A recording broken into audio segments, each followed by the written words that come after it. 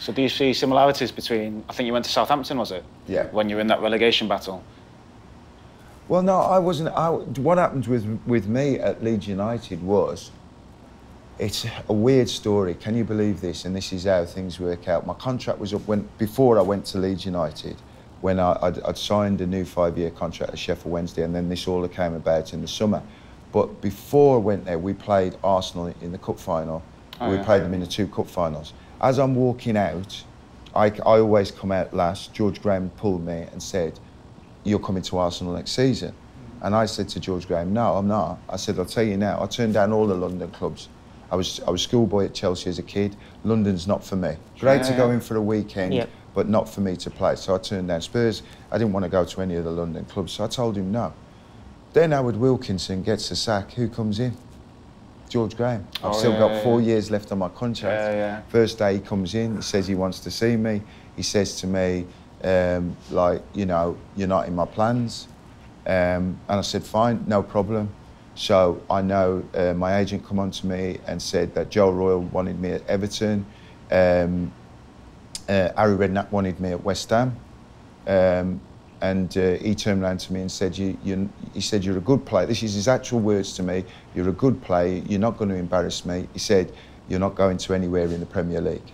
So I thought, well, the money that I was earning, that there's no way he's not going to play me. So I just get my head down, work hard, train hard, and he's going to play me. Because if anybody's a George Graham type of player, it was me.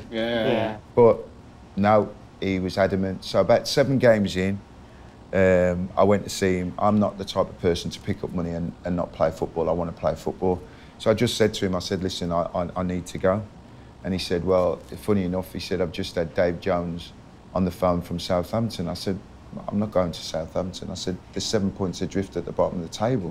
So I said, "Why would I want to go there when I've got clubs in the top half of the table?" He said, "Carlton, I'll tell you now, you either go to Southampton or you go and play in the Championship." That was it. And he was deadly serious, and he turned around to me and said to me, "Speak to Paul Davis at Arsenal, speak to all these other players, this is what I've done." Because he's got this mentality, which has gone in football now, that, you know, if you knock the big player down, everybody else falls into line, which is crazy, right? Yeah, with nowadays footballers, so you can't do that. What happened was I actually, Dave Jones flew up, met me at Manchester airport and said, like, he wanted to sign me and whatever.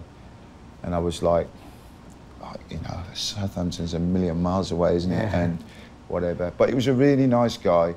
And I just said to him, I said, "Listen," I said, "tell me what you're thinking." So he told me the players that he was looking to bring in, Kevin Richardson, Troll Solvert and whatever. And I thought, all right, we'll have enough to stay up, more than enough to stay up. So I flew down, funny enough, on a similar plane to the boy at Cardiff that got killed. And it was it strikes the similarities because the weather was terrible. I wanted to fly straight back. We couldn't agree a deal. We were a million miles apart, and I wanted to fly straight back.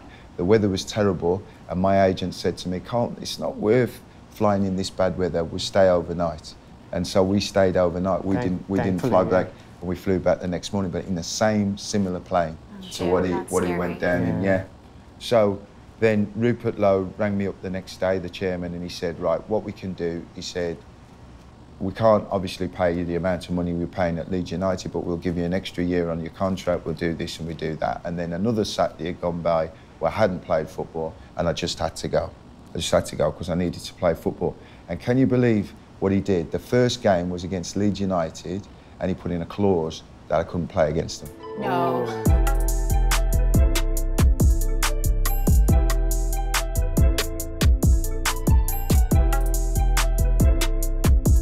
Oh, TTDI.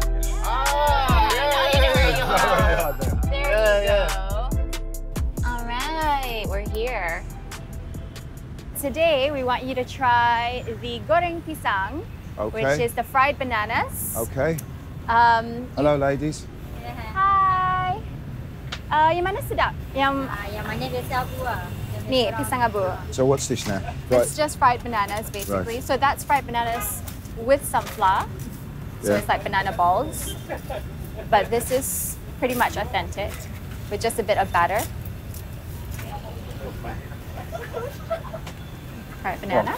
Go for it. Oh, it's hot though. Normally you take it with sauce, It's don't all you? right. No, it's lovely. Yeah. Dia kata sedap.